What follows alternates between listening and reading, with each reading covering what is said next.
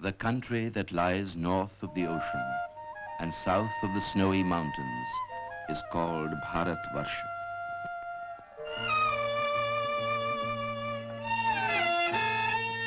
Traversed by green and fertile hills,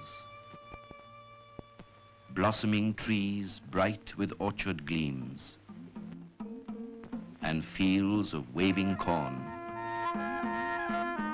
touched by the golden rays in the east, India is bounded on three sides by the palm-clad seashores, chanting to the tune of the ocean waves.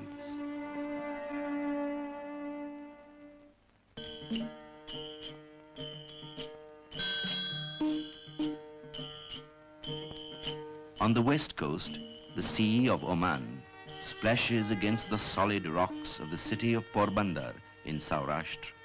The town was the ancestral home of the Gandhis, who belonged to the Vaishnava cult.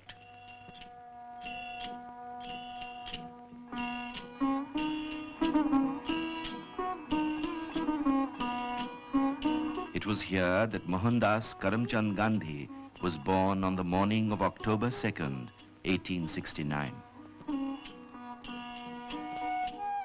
Uttamchand Gandhi, Mohan's grandfather, was the Diwan of Porbandar. Karamchand Gandhi, Mohan's father, succeeded Uttamchand as Diwan. Karamchand, like his father, was a man of principle and loved virtue more than wealth.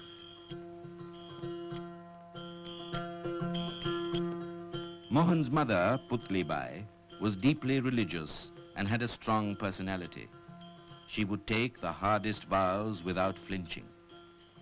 Her influence, more than any other, molded the character of Mohan.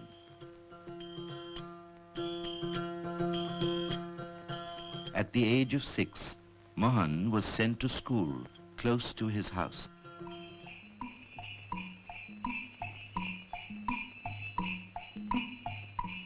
Mohan was only 7 when his father left the service of the Porbandar state and moved with his family to Rajkot.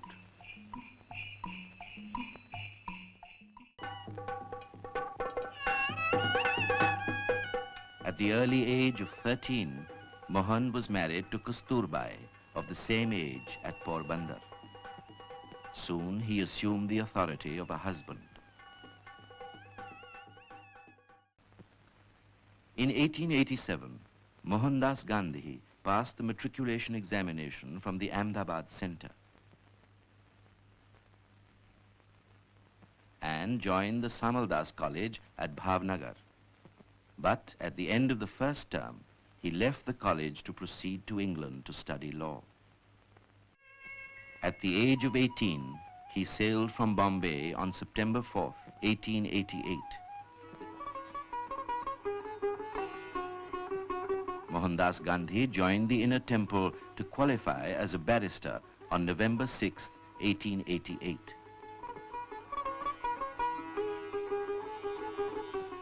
Towards the end of 1889, Mohandas read the Bhagavad Gita for the first time in Arnold's translation, the song Celestial, along with the original.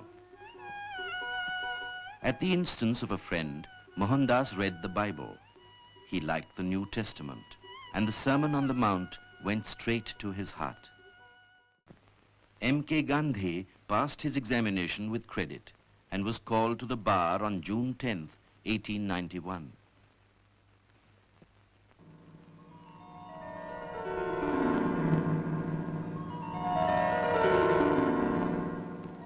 The sea was stormy on July 5th when barrister Mohandas Gandhi landed at Bombay. The joy of homecoming was turned into boundless grief for him. She, whom he was so eager to meet, his beloved mother, had passed away. To establish legal practice, gain experience of courts, and study Indian law, Barrister Gandhi applied for admission as an advocate to the Bombay High Court. In April 1893, Gandhi set forth for South Africa to appear in a lawsuit on behalf of an Indian firm on a year's contract.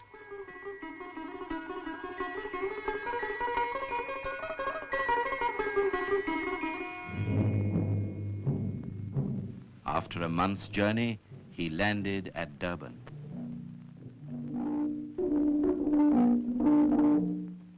The racial discrimination in the society startled him and cut him to the quick. When the coolie barrister, as he was called, appeared in the Durban court, he was ordered to remove his turban.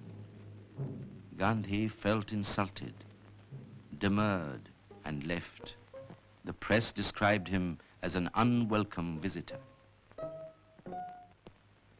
After a year's stay, while about to leave for India, at a farewell party, he learned that the South African government was to introduce a bill to disfranchise Indians. He said, "The bill is the first nail into our coffin." He took up the cause of his disinherited countrymen. Thus began the long battle against race prejudice. South Africa became the land of his adoption. Along with his colleagues, Gandhi founded the Natal Indian Congress to remove the hardships of the Indians and to promote harmony between them and the Europeans. The Indians commissioned Gandhi to lay their grievances before public men and public bodies in India. On June 5th, 1896, he sailed home carrying great responsibilities at the young age of 26. Gandhi visited the principal centers of political life in India.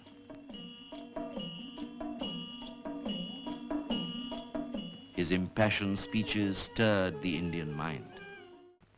In response to an urgent cable from Natal, Gandhi left India with Kasturbai on November 28, 1896.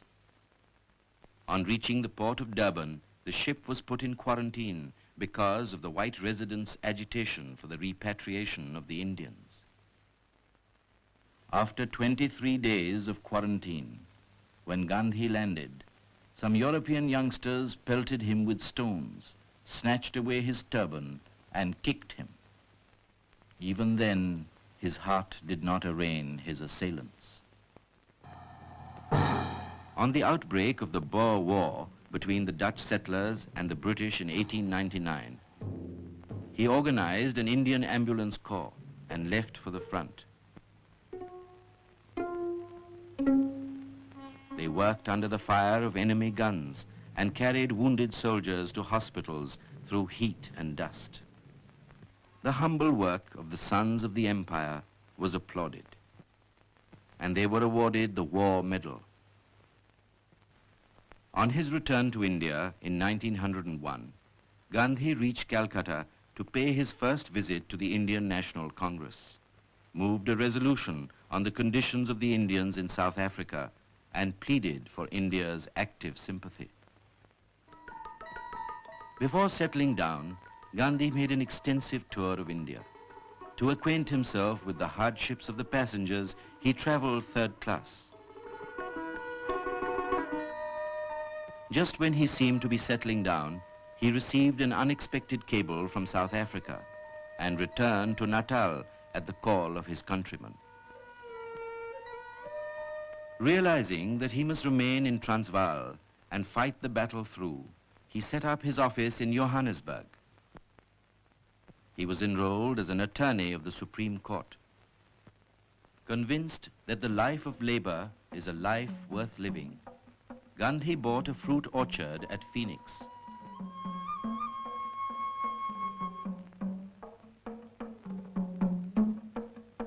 He formed a nucleus of a settlement which led a Spartan life. The colony was self-supporting, and the material requirements of life were reduced to a minimum. Gandhi was dismayed to find that the Transvaal government had introduced an ordinance compelling all Asians to take out a certificate of registration.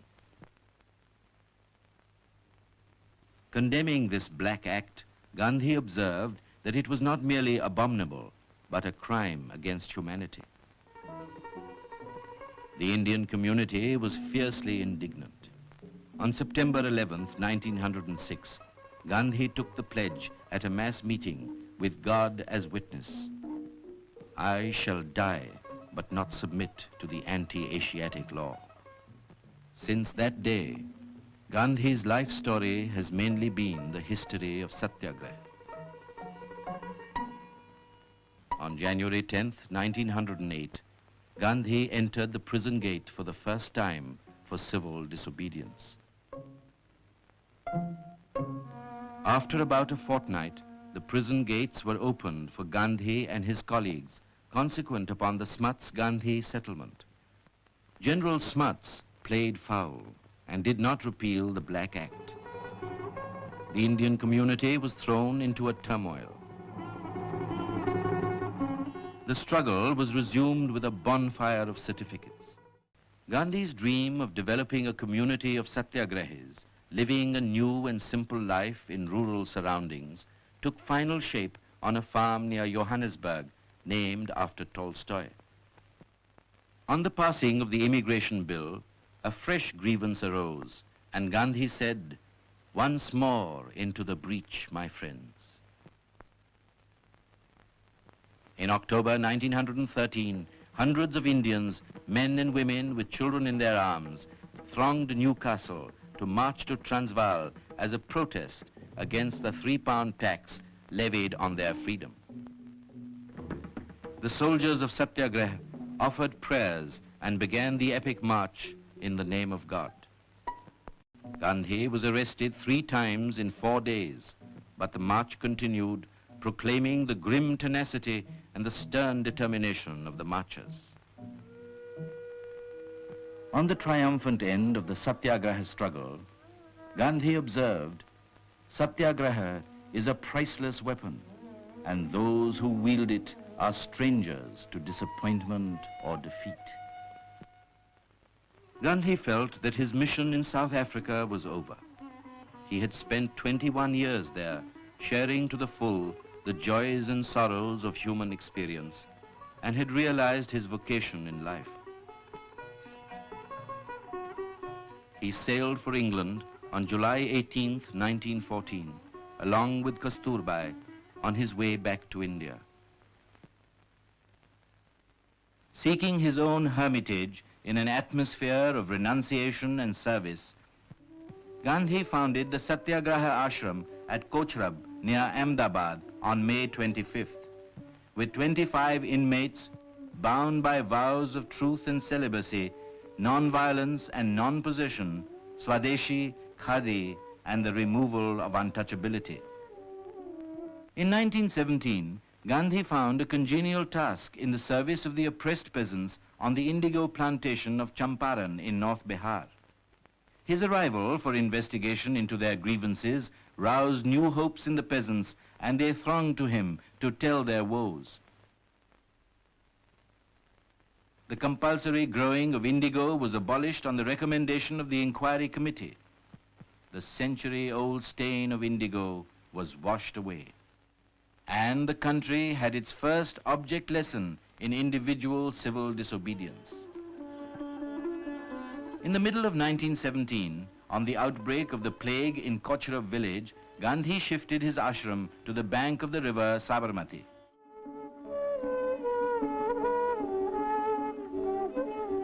Amidst the neem and tamarind trees was situated Gandhi's bare hut, Hirday Kunj, along with the simple dwellings of the inmates. Life at the ashram gave full play to the emotion and intellect of the residents. Gandhi arrived in Bombay for medical treatment as hard work coupled with uncooked food had ruined his health. His refusal to take medicine and the vow not to take milk came in the way of his recovery. He yielded to Kasturbai's suggestion that he should take goat's milk.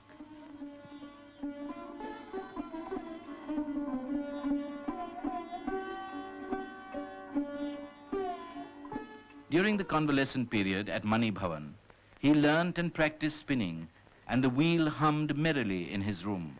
spinning peace, goodwill, and love in every revolution. On his sickbed, Gandhi was roused by the publication of the notorious Rowlatt Bills in February 1919, which sought to crush the civic rights of Indians and to gag the voice of revolt. A wave of anger greeted the bills all over India. In spite of the united opposition of all elected Indian members, on March 18, the black bills were pushed through and became law. On Sunday, April 13th, Brigadier General Dyer marched with his armed force through the tortuous, torrid streets and mazy lanes of Amritsar. He ordered the troops to fire upon the seething mass of humanity gathered for a peaceful meeting. The firing continued till the ammunition was exhausted, killing 375 and injuring over 1,000 helpless men and women. Gandhi identified himself with the Muslims when they launched the Khilafat agitation against the unjust peace terms imposed on Turkey by Britain. The Khilafat movement adopted Gandhi's doctrine of non-violent non-cooperation as an infallible remedy. On July 31st, he inaugurated the campaign for the boycott of foreign cloth by kindling an immense bonfire in Bombay, not out of racial hatred, but as a sign of India's determination to break with the past. Here in Madurai, he decided to discard his cap and vest, realizing that the millions were too poor to replace the discarded foreign clothes. On the morning of September 21st, his head was shaved and he wrapped a piece of khadar around his loins. Thus he resolutely took to the loincloth. The Congress again proclaimed its faith in civil disobedience as a weapon equally effective and more human than armed rebellion, and delegated its powers to Gandhi as its sole executive authority. Gandhi informed the Viceroy that Bardoli Taluka in Gujarat was to be the first unit of non-violent mass revolt, but on February 5th, 1922, on the outbreak of violence at Chauri Chaura in the district of Gorakhpur, taking the sins of the people upon himself, Gandhi made a confession. God spoke clearly through Chauri Chaura. Mob violence, even in answer to grave provocation, is a bad augury.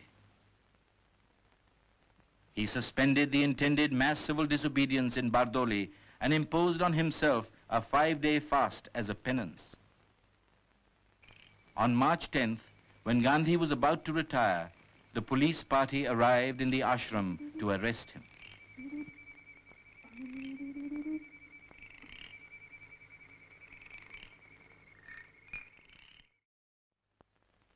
At noon, March 18th, the great trial began at Circuit House, Ahmedabad. Gandhi was indicted on 3 seditious articles published in Young India. Accused Mohandas Karamchand Gandhi, aged 53, describing himself as a farmer and weaver by profession, spoke in his own defense and pleaded guilty to the charge. The most epic event of modern times ended quickly. Gandhi was sentenced to 6 years' simple imprisonment.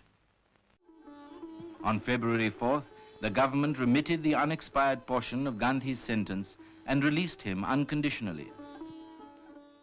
The 39th session of the Indian National Congress was held at Belgaum on December 26, 1924, with Gandhi as the president. He induced the Congress to accept the spinning franchise, making labor in the form of a contribution of self-spun yarn as an alternative to 4-anna membership. Gandhi regarded untouchability as a fiendish sin. Anything that is prejudicial to the welfare of the nation is untouchable, but no human being can be so. Political tension was mounting. A rude awakening came on April 8th when Bhagat Singh and Batukeshwar Dutt dropped 2 bombs in the Central Assembly as a protest on behalf of those who had no other means left to give expression to their heart-rending agony. The 45th session of the Indian National Congress met on the banks of the Ravi on the outskirts of Lahore. At the stroke of midnight on December 31st, 1929, Gandhi's historic resolution on independence and the action to be taken was passed. He published an 11-point manifesto stressing that total prohibition, reduction of the land revenue and the military expenditure and the abolition of the salt tax were the vital needs of the people. In a letter to the Viceroy, he announced his intention, "If my letter makes no appeal to your heart, on the 11th day of this month, I shall proceed to disregard the provisions of the salt law." On March 12th, with the coming of daylight, India's soul was awake. The great march for liberty began. Gandhi started on his 241-mile-long trek from the ashram to Dandi, a village on the sea coast, along with his chosen band of 78 ashram inmates. Daily, Gandhi tramped about 10 miles.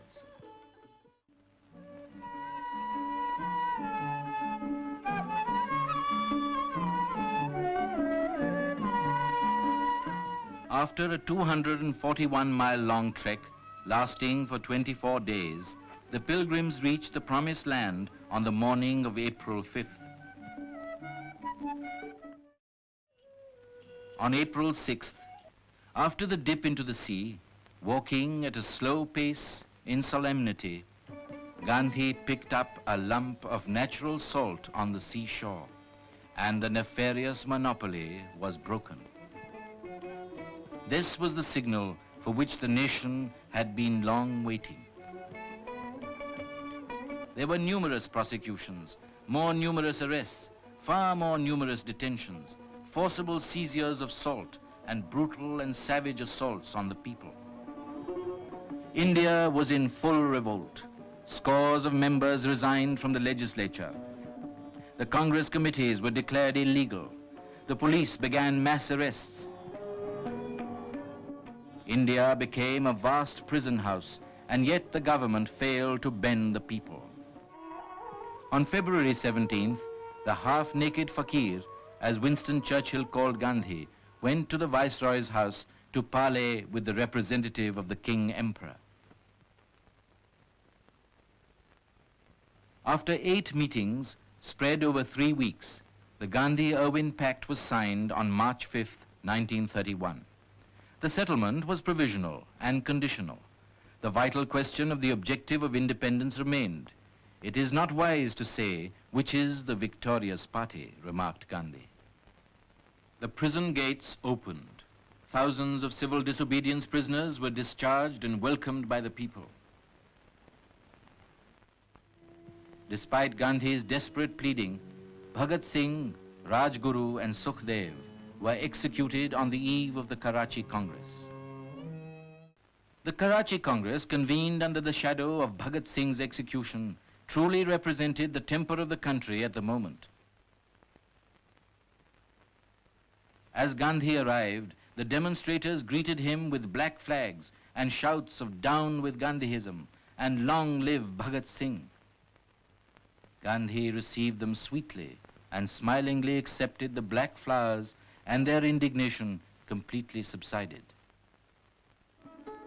The Congress ratified the Gandhi-Irwin Agreement and appointed Gandhi as the sole Congress representative at the Round Table Conference.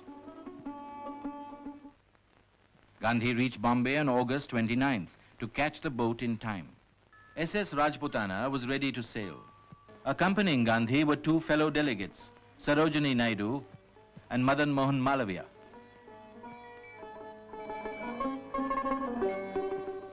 At noon on August 29th, the Rajputana steamed out.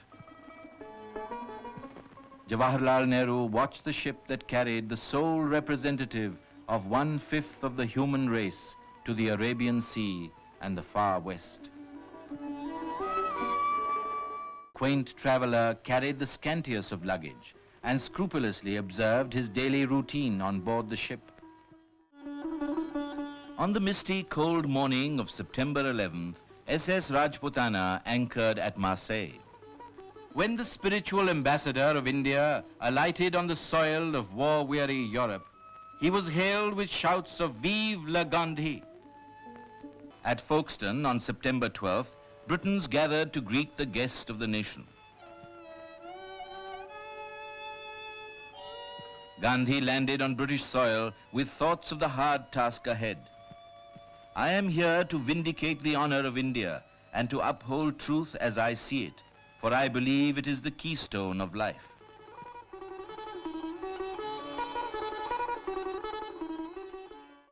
At the Federal Structure Committee of the Round Table Conference held at St. James's Palace, the voice of resurgent India spoke through Gandhi.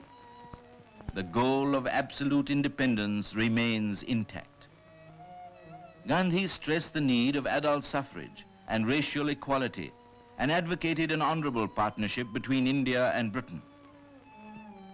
"The nation that does not control its defense forces and external policy," asserted Gandhi, "is hardly a responsible nation." He struck a note of warning. A nation of 350 million people needs simply a will of its own to say no, and that nation is today learning to say no.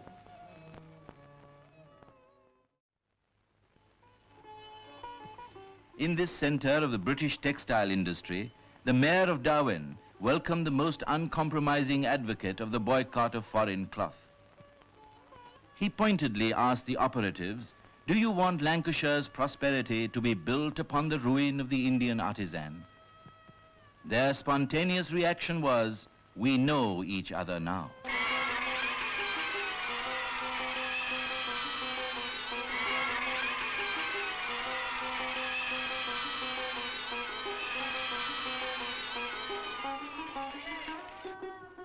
The Round Table Conference was completely abortive. Every divisive tendency in India was encouraged. The conference concluded on December 1st.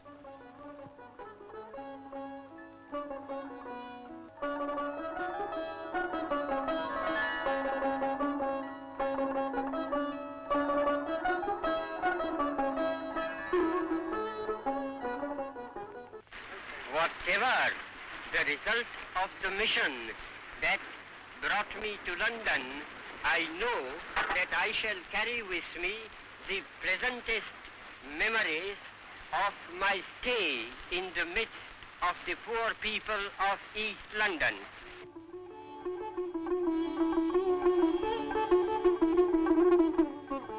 On December 5th, 1931, Gandhi left Britain without any disappointment. Gandhi boarded the Channel boat to the French coast on the way home, leaving behind seeds of goodwill and mutual understanding. At a meeting in Geneva, he pointed out, "My speeches at the Round Table Conference have all officially reported.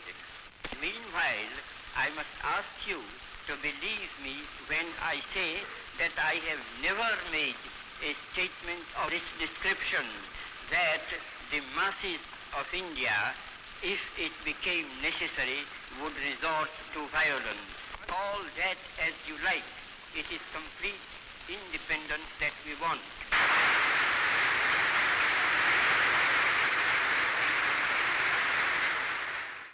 On December 14th, Gandhi boarded SS Pilsner at Brindisi en route to India. On December 28th, 2 days after the arrest of Jawaharlal Nehru, Gandhi reached the shores of India.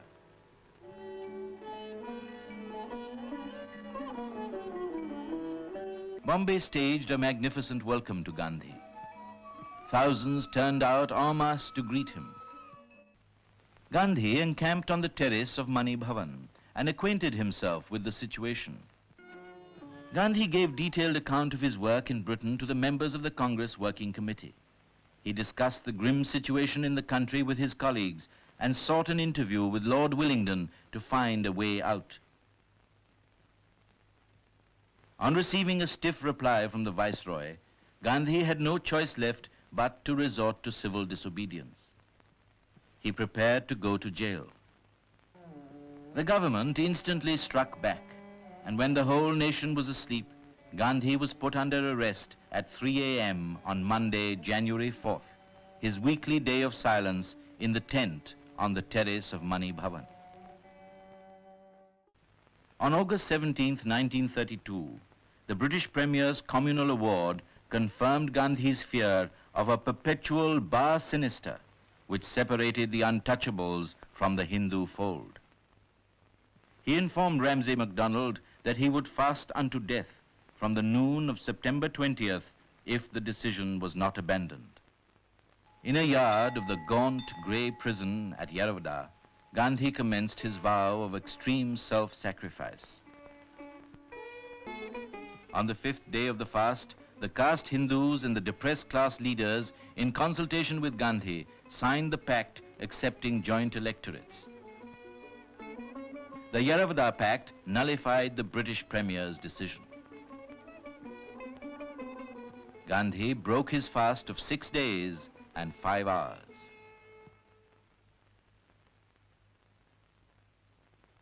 Naming the untouchables as Harijans, God's own people, Gandhi began conducting the weekly Harijan from the prison, which brought about a renaissance of faith and hope for millions. On July 31st, Gandhi disbanded the 18-year-old Sabarmati Ashram as a gesture of sympathy with those who had lost property in the freedom struggle. He made it over to the Harijan cause and shifted his headquarters to Wardha, the geographical center of India. Gandhi tramped to Segaon, later called Sevagram. Sevagram Ashram was but an experiment in truth and non-violence. Gandhi lived here with Kasturbai as a villager of his dream. In September 1938 came the moral catastrophe of Munich.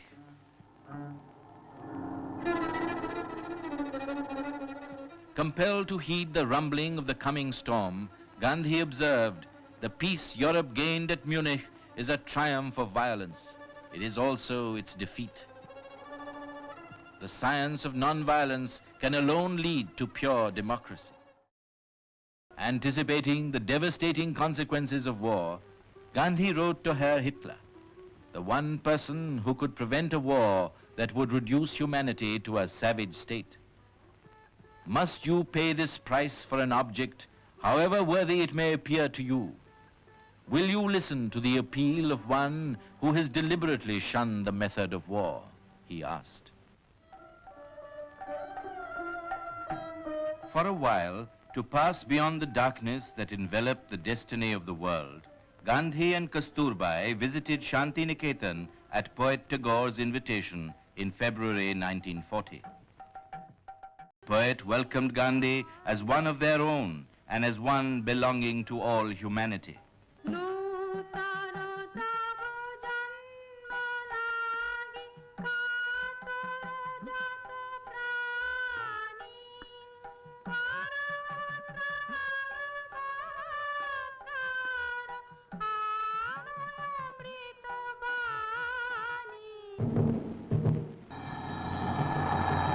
The nearness of war became a challenge to Gandhi and a test of faith.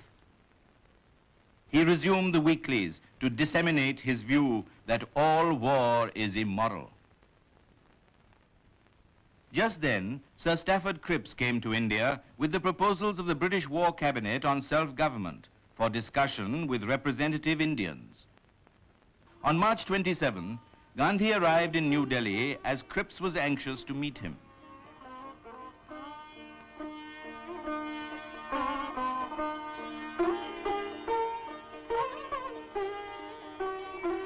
Strongly disapproving the indefinite and innumerable partitions involved in the proposals, Gandhi asked, "Why did you come if this is what you have to offer?"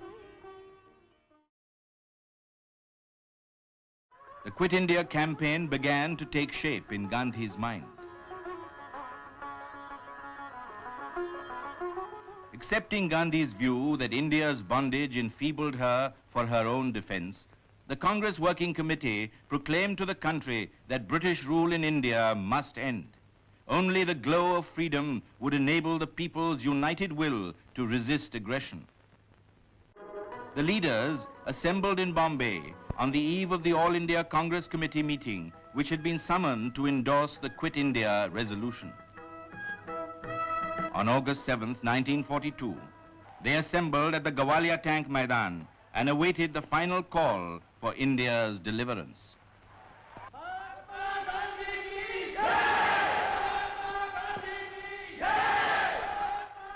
Outlining his plan of action, Gandhi spoke for 2 hours. He declared that he would try for an honorable settlement before commencing the actual struggle. Concluding, Gandhi said, "Here is a dictum for the non-violent soldier of freedom. Do or die."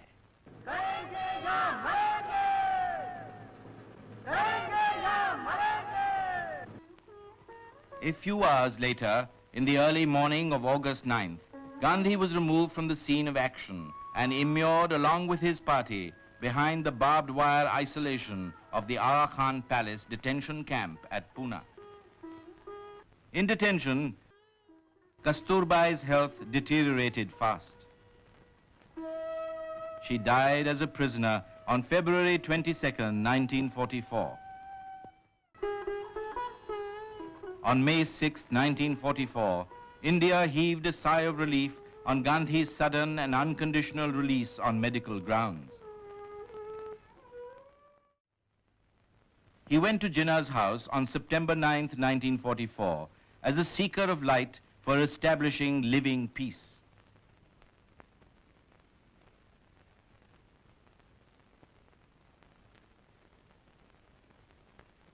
The 18-day talks never converged, but ran a parallel course and broke down. The cleavage was on the cardinal issue of the two-nation theory. Gandhi had no sense of disappointment or despondency, though the talks did not prove fruitful. In August 1945, the horror of the atom bomb was loosed on Hiroshima and Nagasaki. The Second World War was over. Drawing a moral from the supreme tragedy of the atom bomb, Gandhi reiterated his faith in nonviolence. The atom bomb has deadened the finest feeling that has sustained mankind for ages. It will not be destroyed by counter bombs, even as violence cannot be by counter violence. The British Labour government's delegation arrived in India in March 1946 to discuss terms for the transfer of power.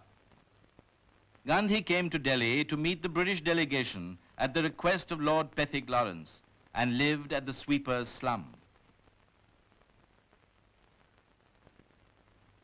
Simla was fixed as the venue for further talks. Abul Kalam Azad, Jawaharlal Nehru, Khan Abdul Ghaffar Khan and Sardar Vallabhbhai Patel arrived in the first week of May to represent the Congress viewpoint in the conference. Gandhi accepted the delicate role of advisor to the cabinet mission and came to Simla having full faith in the mission's intention. But the conference could not achieve an agreement between the Indian National Congress and the Muslim League and broke up on May 12th.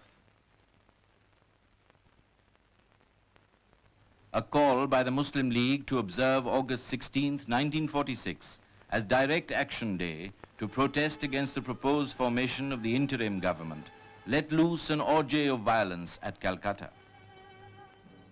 Madness seized a section of humanity which killed, maimed and burnt.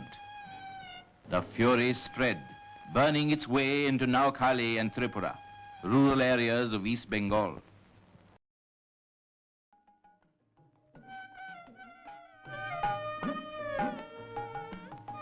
The cry of outraged womanhood called him to Bengal, and he came to wipe their tears and put heart into them.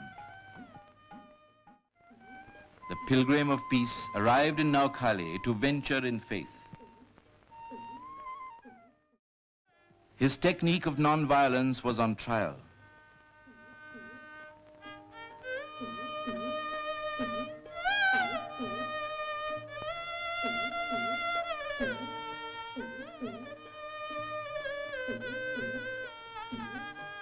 Emphasizing the need for complete religious toleration, he maintained, in every province, everyone is an Indian, be he a Hindu, a Muslim, or of any other faith. He expected the majority to constitute itself into the guardian of the minority.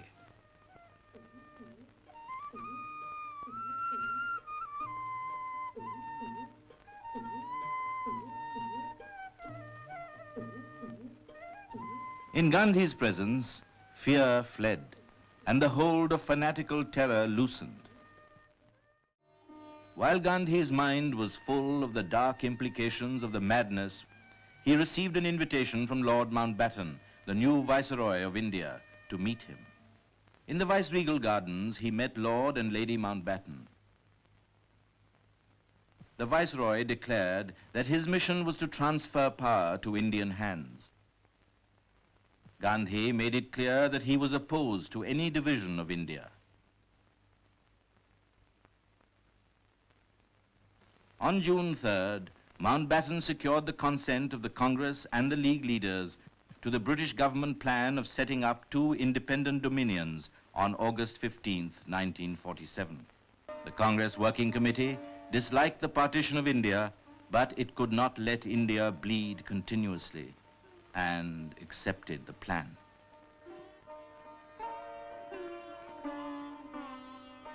Gandhi was steadfastly opposed to the division of India, and yet he urged the members to support the decision with full faith in their leaders. While the work of partition was proceeding at breakneck speed, Gandhi was in Calcutta dispelling hate with love.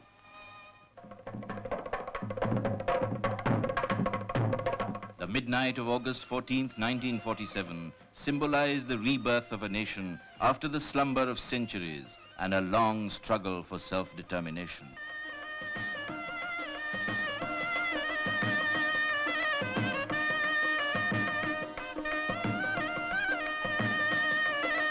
Jawaharlal Nehru, the first Prime Minister, said with moving eloquence, "Long years ago, we made a tryst with destiny, and now the time comes when we shall redeem our pledge. At the stroke of the midnight hour, when the world sleeps, India will awake to life and freedom." On August 15th, the appointed day, people gathered to welcome the dawn of a new age and witness the peaceful transfer of power.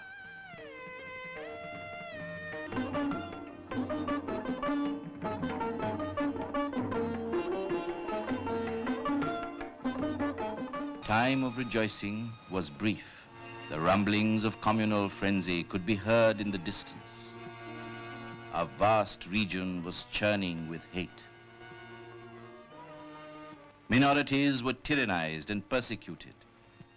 Millions of men, women, and children, uprooted from their settled homes and cut off from their old moorings, migrated on a dimension unprecedented in recorded history and trekked their way to safety. Communal harmony and the secular state were in great jeopardy. In Delhi, Gandhi saw ruptured human relationships. Out of the depths of anguish came the decision to fast unto death, to purge the city of Delhi of the communal virus and lay his head on God's lap. He gave vent to his feeling.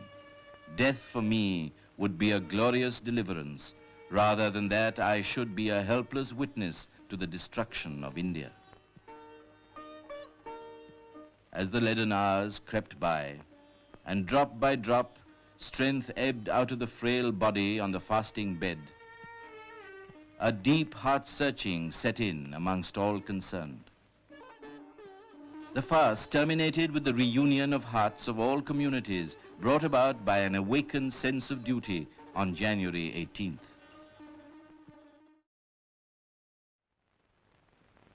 On Friday, January 30th, Gandhi asked for pending letters.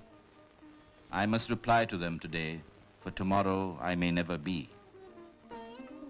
It was getting near prayer time. I hate being late, Gandhi averred, and rose to go to the prayer ground.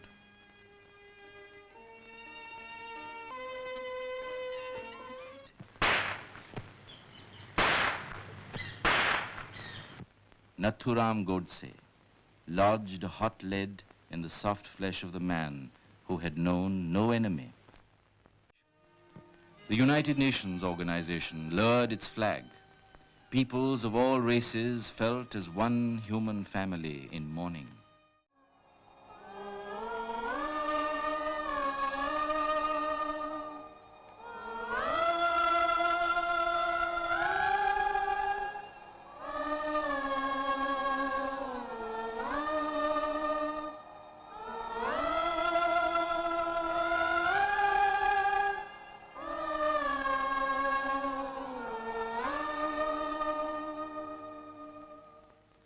This man of divine mission laid down his life for the reconciliation of all men in brotherhood and love, became enshrined in millions and millions of hearts, and shone like a beacon for the whole world. The best prayer that can be offered is to obey the mandates of the Master and to follow the path for which he lived and died.